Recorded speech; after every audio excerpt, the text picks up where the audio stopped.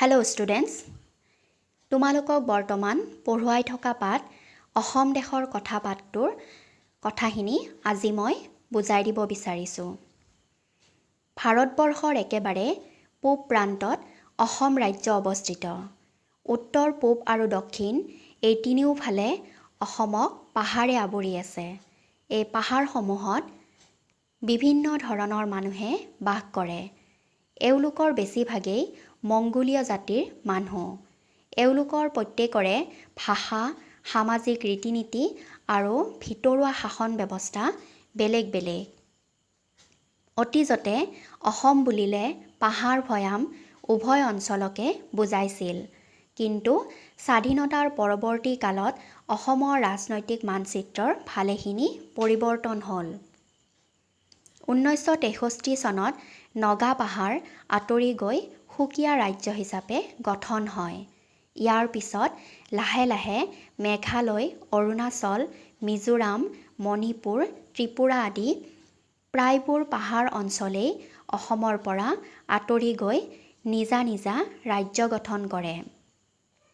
বৰ্তমান উত্তৰ কাছাৰ আৰু কাৰ্বি আলঙৰ বাহিৰে উত্তৰ পূব আৰু দক্ষিণৰ আটাইবোৰ পাহাৰীয়া অঞ্চল অসম ৰাজ্যৰ বাহিৰত।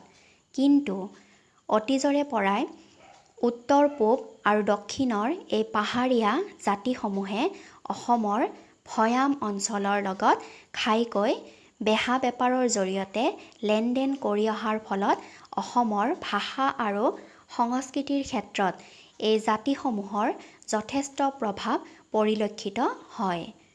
অসমৰ লগত এই ৰাজ্যসমূহৰ সম্পৰ্ক বাই ভনীৰ দৰে। এওঁলোকে নিজকে সাত ভনী বুলি পৰিচয় দি ভাল পায়। বৰ্তমান এই আটাইবোৰ ৰাজ্যক একেলগে কোৱা হয় উত্তৰ পূৰ্বাঞ্চল। উত্তৰ পূৰ্বাঞ্চলৰ প্ৰতিখন ৰাজ্যত বসবাস কৰা লোকসকলৰ প্ৰত্যেকৰে ভাষা আৰু সংস্কৃতি সুকীয়া।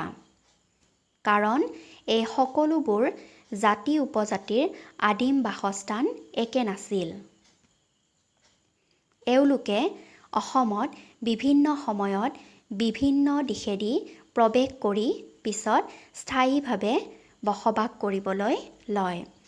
পণ্ডিতসকলৰ মতে এই লোকসকলে 4টা পথেদি অসমত প্ৰৱেশ কৰিছিল।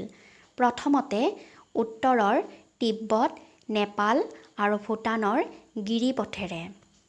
দ্বিতীয়তে পশ্চিমৰ পৰা ব্ৰহ্মপুত্ৰ আৰু গংগা নদীৰ উপত্যকা অঞ্চলেৰে।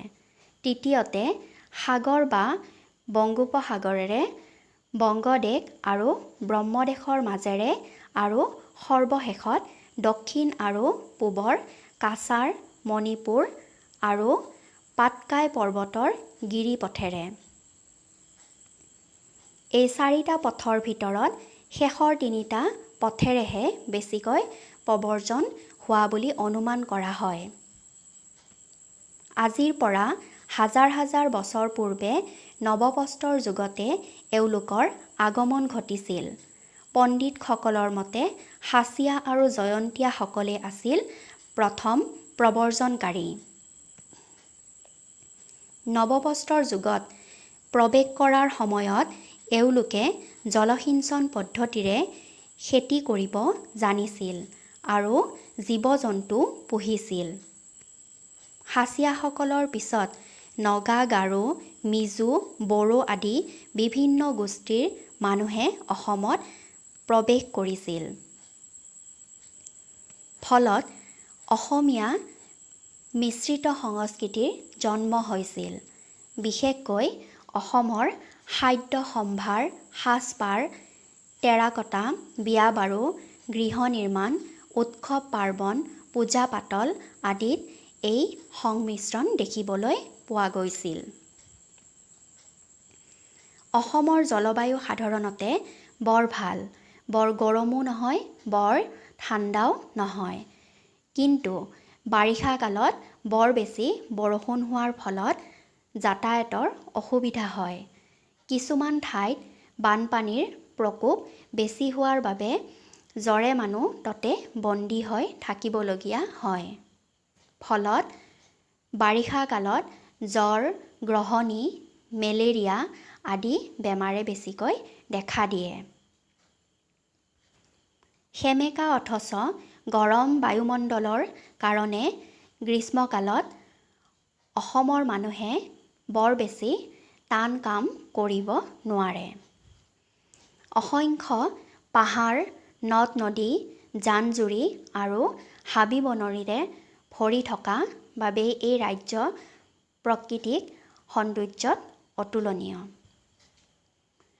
অপূৰ্ব প্ৰাকৃতিক সৌন্দৰ্যৰ অধিকাৰিণী বাবেই অসমক প্ৰকৃতিৰ ৰাণী বুলিও কোৱা হয়। ব্ৰহ্মপুত্ৰ আৰু বৰাক ইয়াৰ প্ৰধান নদী। সেমেকা জলবায়ুৰ বাবেই অসমত অৰণ্যৰ সংখ্যাও বেছি। এই অৰণ্যসমূহ নানান মূল্যৱান গছ-গছনি, জীৱ-জন্তু, চৰাই-চিৰিকটি, ফুল-ফল, মাছ-কাছ আদিৰ বাসস্থান। অসমৰ হাবিত পোৱা এশিঙীয়া গড় পৃথিৱী বিখ্যাত। অসমৰ প্ৰায় সকলোবোৰ নদীতেই বছৰৰ সকলো ঋতুতে বেহা-বেপাৰৰ বাবে সৰু সৰু নাও চলাচল কৰিব পাৰে। প্ৰাকৃতিক বৈশিষ্ট্যৰ বাবে অসমে এফালে যেনেকৈ নানা ধৰণৰ সুবিধা ভোগ কৰি আহিছে, আনফালে তেনেকৈ অসুবিধাৰো সন্মুখীন হ'বলগীয়া হৈছে। পাহাৰবোৰত লো, কয়লা, চূণশিল আদি নানা ৰকমৰ খনিজ পদাৰ্থৰ অৱস্থিতিৰ বাবে অসমত সঘনে ভূমিকম্প হৈ থাকে। ফলত অসমৰ প্ৰাচীন যুগৰ স্থাপত্য ভাস্কৰ্য আদিৰ বহুতো বহুমূলীয়া কীৰ্তিস্তম্ভ পৃথিৱীৰ গৰ্ভত লীন হৈ গৈছে।